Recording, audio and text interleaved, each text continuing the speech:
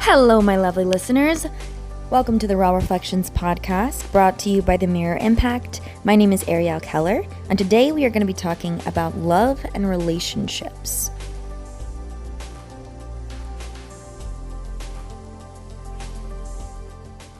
So today is going to be a little bit different. We're talking about, I don't even know what I'm going to call this podcast yet, but we're going to be talking about relationships and love in relationships and that dynamic of being loved and allowing yourself to be loved by someone fully when you aren't able to love yourself fully yet. And this is a really tough topic. Like I feel like I kind of underestimated how complex this topic is. I'm gonna get a sip of coffee. This is an incredibly complex topic because not only does it have, is it different for every person in their current situation, but it's also different based on each individual's upbringing and the relationships they were exposed to as a young child, as a teenager, as an adult, some of the past experiences and some of the maybe emotional baggage that they've brought into their current relationship, or that they've brought into just their life so far, in the sense that they're not in a relationship, they're not putting that baggage on someone else, but they've not learned how to properly manage the trauma and whether that be emotional, physical, mental trauma that they've experienced in their past relationships, even if they weren't, official relationships. Maybe it was just a moment in your life where you let yourself kind of fall for a person and they turned out to be totally different than you expected. Or maybe you were so focused on the fantasy of what you wanted in a relationship based on how you saw your parents' relationship growing up, or how you saw your grandparents' relationship, and you wanted to start a relationship with the expectation that you were going to be together for 60 years like your grandparents, and things didn't quite line up the way that you thought they would. Or maybe you're still in that relationship and things are not lining up the way that you thought they would, and it's causing you to doubt yourself and your own morals and your own expectations. And a lot of times when we get, especially as females, we are so emotionally driven compared to men. I don't remember who wrote the book, but there was a Christian-based author that I went to a conference when I was a teenager, and he wrote a book about guys are waffle brains and girls are spaghetti brains. Like, we emotionally connect everything, while men are able to compartmentalize things a lot easier. So they, may have a compartment for work, and then they have a compartment for friends, and they have a compartment for sports, and they have a compartment for you. And sometimes those don't all mix together, and we're like, oh no, he's not paying attention to me, like, what's going on? So there's a lot of things that play into that as well. But I want to talk specifically to women today, and just because I say I want to talk to these specific women doesn't mean that you can't learn anything from this podcast. Doesn't mean, and again, I'm not an expert on this. I've been married for 2.5 years. I'm 23 now. I just had a birthday, so I'm 23. I don't know everything there is to know about love. I'm not an expert on relationships, but I can say that Justin and I do know how to communicate really well, and we've worked with other couples and just friends of ours who come to us and they're like, hey, we have this struggle. What is your opinion on this? Like, this is something that we've seen you guys handle, or we see that your communication is good. So, what is your opinion on this? And it's not that we're going to tell them what to do or, give them the answer. It's just that we're going to help them think of it in a different way than maybe they did before. So a big thing that a big issue that we come across with some of our friends or people that we're mentoring or helping when it comes to relationships or love is the communication element. And that for me is my, like, it's the 3 C's: commitment, communication, and compromise. Like, that's kind of what a healthy marriage is based on. And when you have one person who's an emotional processor and one person who is a logical processor, those communication lines can get really blurred at times. And when you don't understand, you don't have the willingness to understand the other person, it can get really tricky and cause a lot of division. And if it's not dealt with, it can just continue to fester, and that turns into resentment, and that resentment causes people to pull away. And in a lot of cases that we see nowadays in marriages, and the reason why I think our divorce rate is so high is because they never find a good enough reason to resolve that conflict. It's just that mentality of, oh, we don't work together anymore, so, we should just get a divorce or we should just break up. And I'm not saying that there are not situations where that separation is better, because there are situations where there's physical or mental abuse going on, or whether that be from the woman or the man, because it does happen both ways. And there are other situations, obviously, but I always try to focus on the unity element and what can we do to bring unity rather than cause division. And even when I'm out with my girlfriends and we're talking about things that, we're laughing about things that our husbands have been doing or boyfriends have been doing lately that just drive us crazy and whatever. Yeah, sometimes we have those little gossip conversations. It's girls' night, they're the only people you can really talk about that stuff with. But we bring it back to, so how did he make it better? How did he fix it? How did he, what changed in that after that conversation? Did you guys talk about it? How did that conversation go? Did you, when we're with our girlfriends, we can be like, this is how I felt about this. And then I'll ask, okay, so did you explain this to him? Because that's the biggest barrier that we have to cross. And as I am not a confrontation person at all, I have a very hard time with confrontation. When it comes to me and Justin, I know for a fact that I can't just hold something in for a long period of time. I have to speak up and let him know what's going in my head, what's going on in my emotions. And even if we don't agree on it, we can agree on the fact that I still am feeling these emotions. And even if they don't make sense to him logically, because he's a logical thinker, I just can say, I know this may not make sense, but my perception of the situation was this, and my feelings about that, how I perceived that are this, this, and this. And I don't know how to make it better. I'm just letting you know what is going on in my head, and that is all that I can do. And if that willingness to resolve that conflict and that and bring unity rather than bring division, if that is not a mutual decision of let's come together and work this out, our marriage wouldn't work. So that is the thing that we started off very, very young. We were 19. I was 20 when we got married. And that was one of the things that we said over all else was that like my parents' saying was, we're never going to go to bed angry.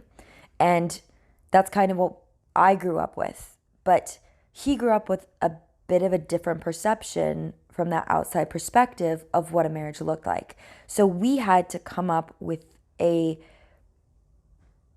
kind of a motto or a focus of what we were going to allow in our marriage, what we were not going to allow in our marriage. And that was between the two of us and no one else. Our parents could have their opinions and they could, be like, maybe they could disagree or agree, but ultimately it was between us. And as long as our communication was clear and we were able to communicate not just what was happening, but also how we were feeling about that. That was extremely important. But the thing that I want to talk about today specifically, and it's, I'm not using an outline, so I'm sorry if I jump around a little bit. I just really felt called to speak from the heart today. A big thing that I want to, I guess my target person that I'm speaking to today is the woman that finds it hard to love because she finds it hard to allow someone else to love her. And that may be because she feels that she is a strong, independent woman who don't need no man. Or maybe that's just a veil that she uses to mask her deep-seated insecurities and feelings of not being good enough, not being worthy of love. Maybe that feeling was instilled in her as a young girl, with whether it be verbal or physical or emotional abuse from a parent, mother or father. Maybe it was a situation as she got older that just kind of continued to build on that childhood and bring up these negative emotions of lack, or that she needed to change all of these things about her in order to feel worthy of love.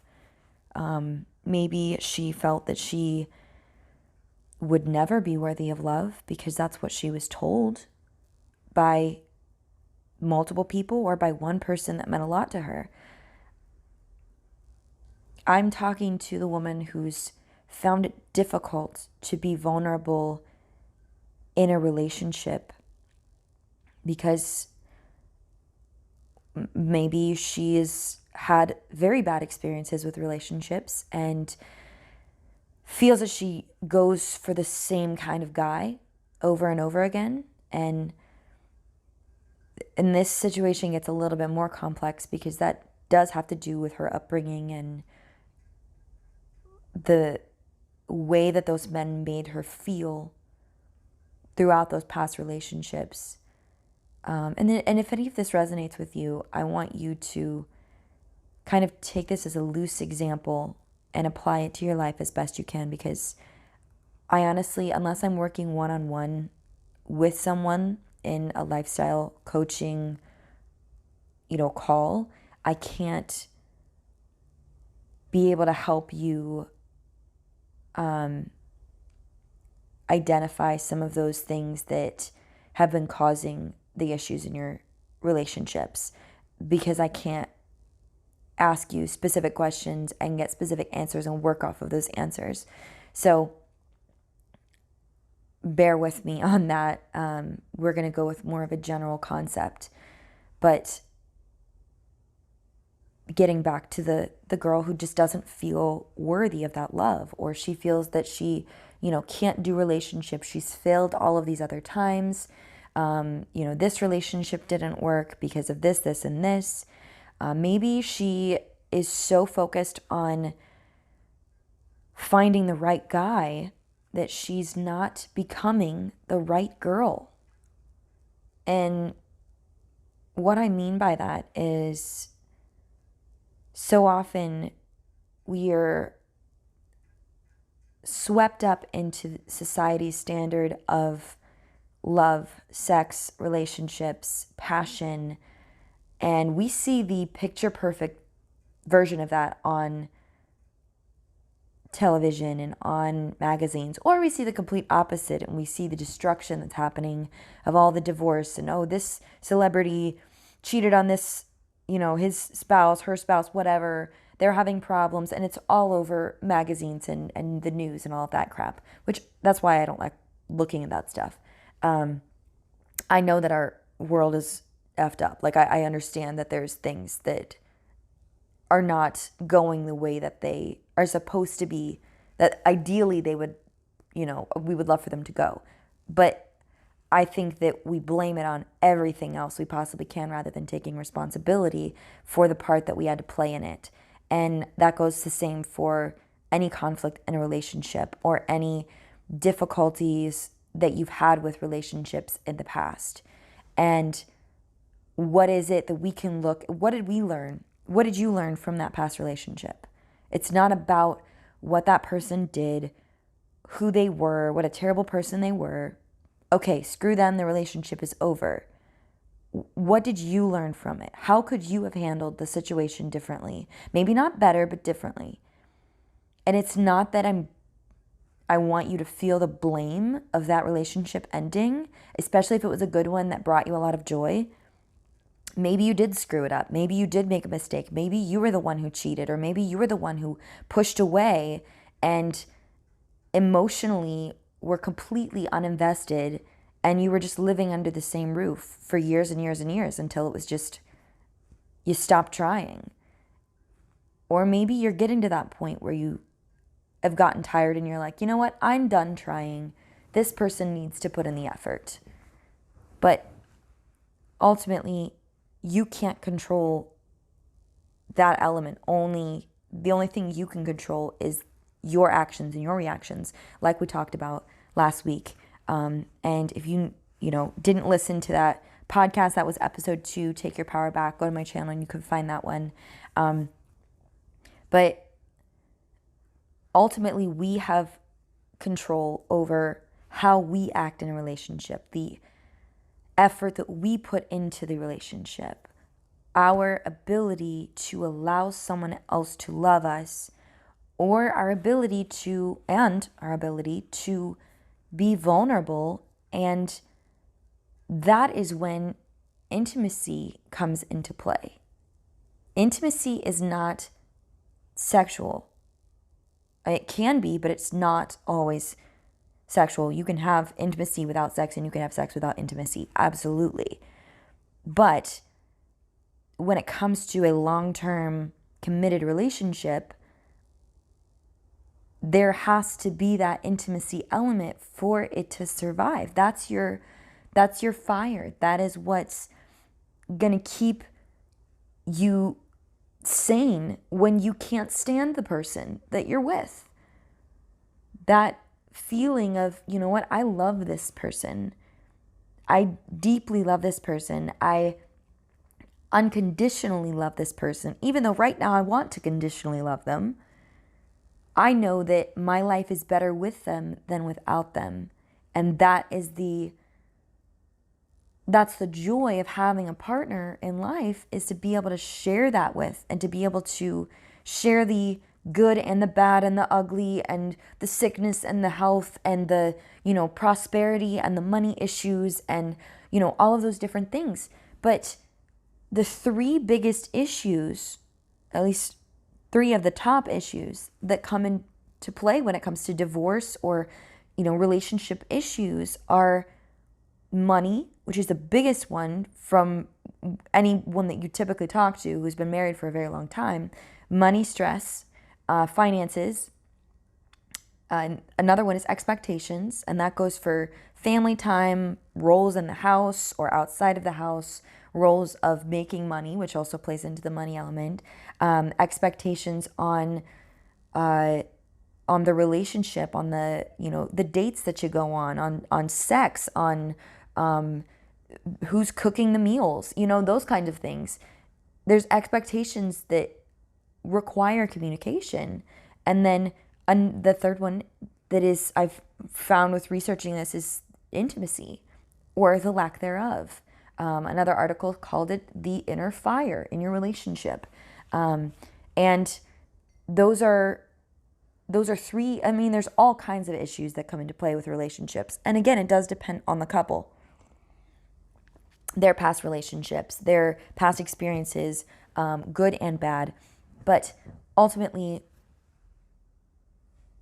when the person that I'm talking to today is the woman who is struggling with finding someone she can have intimacy with. She can feel vulnerable safely with. The person that she wants to be able to open up to and not worry about feeling unsafe or invalidated. And when we're so focused on looking for that, or maybe you're in a relationship right now and that's what you crave. You crave these things, you have this ideal image in your mind, and you fall so hard, or you are hoping so strongly that this person is going to turn into the person that you have imagined in your head, that you've allowed some of your original standards to kind of slack a little bit. And you're like, well, they don't have this quality and this quality, but they do have this quality. And as that is okay in a sense, ultimately, you are the only person who can decide whether or not you stay in that relationship. So you can't blame that person for wasting your time for a year, 3 years. You can't blame that person for leading you on to thinking that you have a future when you know deep down they're not the right fit for you in a lot of areas, but you just are so focused on the areas that they do fit that you're allowing those standards to kind of slack a little bit and not worry about it because these other areas are making up for it. Ultimately, you can't blame that person for keeping you in that relationship or trapping you, quote unquote. I'm doing finger quotes right now. You are the person who has control of saying yes or saying no, setting your boundaries, being like, hey, you know what? I need you to step up a little bit around the house. I need you to take out the trash. I need you to do the dishes. I need you to whatever this might be. And that's something that I've had to do in my relationship. Is it wasn't something it was intentionally, not doing a whole lot around the house. It was just that I was putting it all on myself and not setting an expectation of, you know what, I work until 8 o'clock on Mondays and Wednesdays. I need you to step up and make dinner on those nights. And as soon as I asked, he was like, oh, absolutely. Sure, I'd be happy to. But I had to take action and be bold and set my expectation and communicate that expectation. And that's the only way that he could fulfill it. And yes, there's still times when he doesn't fulfill the expectation that I've set. And there's frustration there. And I have to communicate that frustration and why I'm feeling frustrated. But the same kind of concept goes for a relationship and the qualities in a person that you have been looking for, and communicating those expectations, communicating what it is that you are looking for in a relationship, and maybe even writing those down, writing the qualities down if you're in a relationship or if you're not in a relationship. What is it that you need from a relationship? What is it that you want from a relationship that, you may or may not need? This may include good looks and a sense of humor.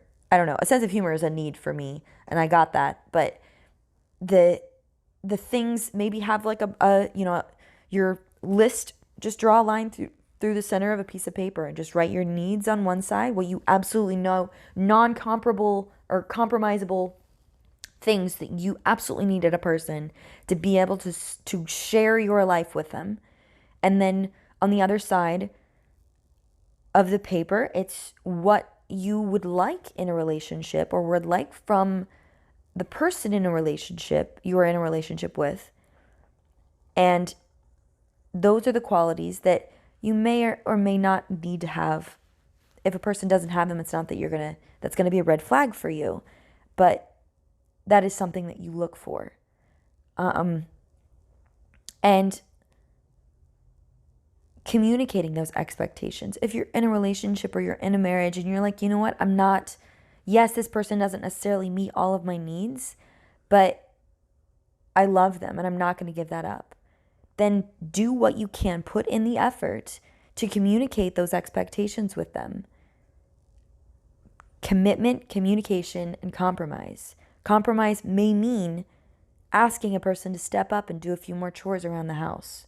If it's not something that your man normally does or is adamant about, most men are out of sight, out of mind kind of people. Some men are absolutely, they want to clean everything in sight and you're the messy one. All right? It just depends on the situation. And if you have an expectation, hey, babe, I would really like it if you would be intentional about taking me on a date once a month. Something along those lines where it's, hey, I would really enjoy this. Is this something that we can maybe work on? This would make me feel,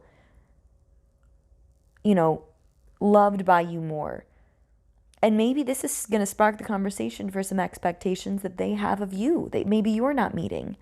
And it is up to you to have that willingness to compromise as well, to change some of your behaviors. You don't have to change who you are. And that's the biggest thing I think causes issues in relationships, is when a person is approached with something that their spouse or their significant other would like them to change, they get defensive and they start, getting frustrated, and it makes them, separate themselves because they're like, oh, well, you're saying this because I'm not doing this good enough. How dare you say that? No, it's just that maybe you didn't notice you were doing it. And by communicating about it, it allows you to become more self-aware, examine your own behaviors, and see what it is that you could change for the better. Because we should all be in that constant state of bettering ourselves, whether that be in our communication, in our compromise. You don't have to compromise who you are. It's not an insult to who you are. Maybe it's just something that you do that isn't very nice. Maybe you just don't think about the way someone may feel when you say these kinds of things, and your significant other feels this way, or they feel a negative way when you speak to them in that tone of voice, or maybe you're sarcastic, or maybe you bring up past mistakes that they've made and use them against them, and it makes them feel inadequate or disrespected. And that's not going to bring about unity. That's only going to bring about division. So you can't expect the person you're with to examine themselves and change their behaviors if you're not willing to. And let me tell you this, you also can't automatically assume that because you're changing your behaviors and you are becoming more self-aware, that they're automatically going to do that as well. Because they may not be in a place yet to where they can change their behaviors. They may not be in a place where they can adapt and make positive change for themselves. It may be something that is going to take time, and that's not your job. It's just like getting my husband to work out. I love to work out. I love the feeling of the accomplishment at the end of my workout. And it frustrates me on the days that I can't get a workout in, because that's kind of my therapy. And that was something that I didn't understand why he didn't want that. And every time we would work out together, it would be a chore to get him to work out. And I just kind of stopped trying. I was like, if you want to go out, if you want to work out together, let me know. I'm gonna put the ball in your court. And when I decided to do that, that was right around the time, and it took a little bit of time for me to just release and be like, you know what, this is up to you. I'm not going to say anything else about it. And eventually he was like, you know what, I want to start working out with you more often. I want to try to work out 5 days a week. And now we're on week 8 of doing that consistently. And he feels great. It's increased his confidence. It's increased. He'll actually ask me to take pictures of him now. When we're out and about, he'll be like, hey babe, you should take a picture of me. This is a good, background. I'm like, who are you? what is this person? This is not I love it because it's increased his confidence, it's increased the way that he carries himself. He he'll hug me tighter, and and he'll hold me longer, and he'll be like, yeah, and I'll comment, be like, I love that you're, I'll grab his bicep and be like, ooh, babe, your muscles are getting so big. And he'll be like, yeah, and he'll like flex his arm, and that'll boost his confidence. And it's been a benefit in our relationship. So that's great. And I love that. But it had to take his intentional action that was not from me at all. I couldn't nag him into doing something. I had to let it be his decision. I had to put it out there and be like, hey, I'm here if you need me. If you want help, I'll help you. But you have to take the action. And when he did, he was like, you know what? And then he had to stick with it. He had to take the action and stick with it. It wasn't my job to be like, you know what? You said this, so why are you working out? Nope. My question was, so are you working out today? Are we working out today? I will go into your office at lunch break and work out with you in the gym there if it's something that you are willing to do. And he's been doing it. But it had to be his decision. And that's the thing. I feel like women get so frustrated with their significant others because they are like, you know what? I have this idea that you should do this and it would better our relationship. And then they nag. And it never gets done. And it causes division. And then it causes arguments. And that frustration just festers and causes resentment. And it's a whole slew of negative emotions and negative feelings that are associated with your relationship with that person. And that's not beneficial. So ultimately, we can say we have the control of what we say. We have the control of what we do, how we react to the action or inaction of our significant other. And talking more to the woman who's not in a relationship yet, maybe you feel that you constantly date the wrong guys, or you've just had zero luck with good guys, that all the good guys are taken, all of them are married, whatever. You're, on the apps because you hate going out in public. And, I can tell you this right now. If you're looking for someone that you can socially connect with, you're probably not going to find them on an app. Most apps are used for hookups for a reason, because it's not something that people are trying to emotionally connect with. And the opportunities that can come about when you are just hanging out with friends, maybe get together with some different friends, talk to your friends and be like, hey, I'm not looking for somebody to be set up with, but I want to meet new people. Because the more people you meet, the more, if you think about it from a sales perspective or a marketing perspective, when it comes to business, the more people that you get in front of, the more people that you talk to, the more people are going to know your name. They're going to know who you are, what you're about. Be yourself, be outgoing, do whatever. If you're outgoing, be outgoing. If you're shy, be shy, but be shy and meet people. Get out of your comfort zone and go with friends that you feel safe with and that can help you. If you have an outgoing friend, talk to that outgoing friend and be like, hey, outgoing friend, I want to be more social so that I can eventually meet someone who is, I can meet someone that I could potentially have a friendship or relationship with. And don't be so focused on finding the love of your life right away. Focus on finding the qualities that you appreciate in a man or in a woman, and go out and figure out what it is that you want in a relationship from a social element. And then you have your list at home of the qualities that you want in a person. And these are the qualities that you're looking for in the different people that you're meeting. It doesn't have to turn into a relationship, but it can be something where you're like, you know what? I really do appreciate this quality in a person. And this, potential, I don't necessarily need this quality. This non-essential quality has now become an essential quality because I value this in a person so much.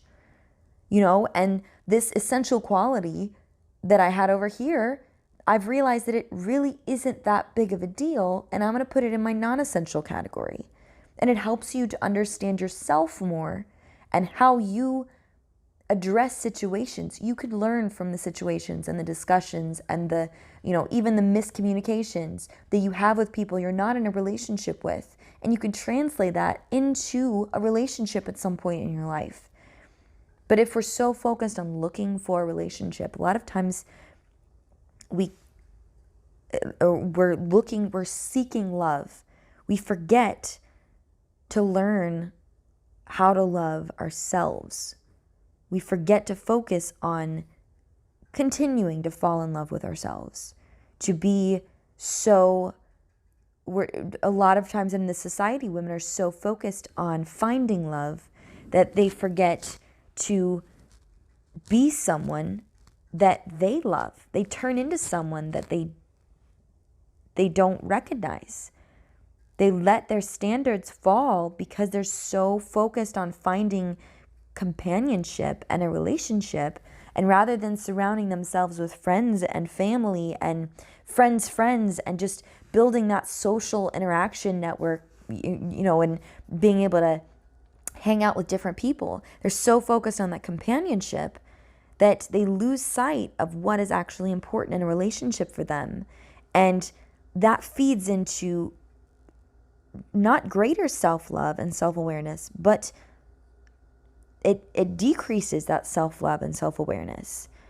Because if we're not able to love ourselves exactly the way we are, if we're changing elements about ourselves that we don't feel like fit into the category of what people want to date, then that's allowing a part of us to just go away. We're giving up on that.